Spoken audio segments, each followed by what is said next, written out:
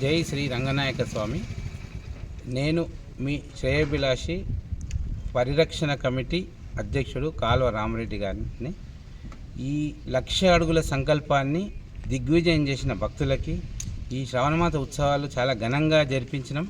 దానికి మీరందరూ భక్తులందరూ విచ్చేసి పుర ప్రముఖులు, విద్యాసంస్థలు, తర్వాత పిల్లలు, పెద్దవాళ్ళు, తర్వాత వ్యాపార సంస్థలు, తర్వాత ఉద్యోగ సంఘాల నాయకులు, వివిధ సంఘాల నాయకులు, రాజకీయాలకు అతీతంగా ప్రతి ఒక్క రాజకీయ నాయకుడు ఇక్కడికి విచ్చేసి ఈ 1,00,000 అడుగుల సంకల్పాన్ని విజయవంతంగా దిగ్విజయంగా పూర్తి చేసినందుకు మీ అందరికీ ఈ రంగనాయక స్వామి పరిరక్షణ కమిటీ అధ్యక్షులుగా మీకు కృతజ్ఞతలు తెలియజేస్తున్నాను.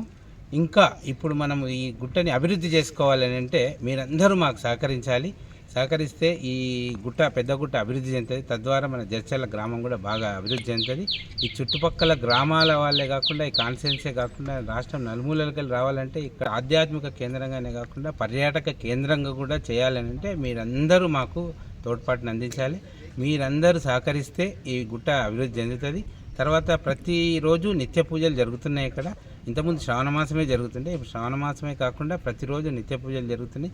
శని ఆదివారాలు వాహన సౌకర్యం కూడా ఉంటుంది. భవిష్యత్తులో ఈ పెద్ద గుట్టని మీరందరూ సహకరించి ఈ పెద్ద గుట్టని అభివృద్ధి చెందాం. ఈ అభివృద్ధిలో మీరందరూ పాలు పంచుకోవాలని కోరుకుంటున్నాం.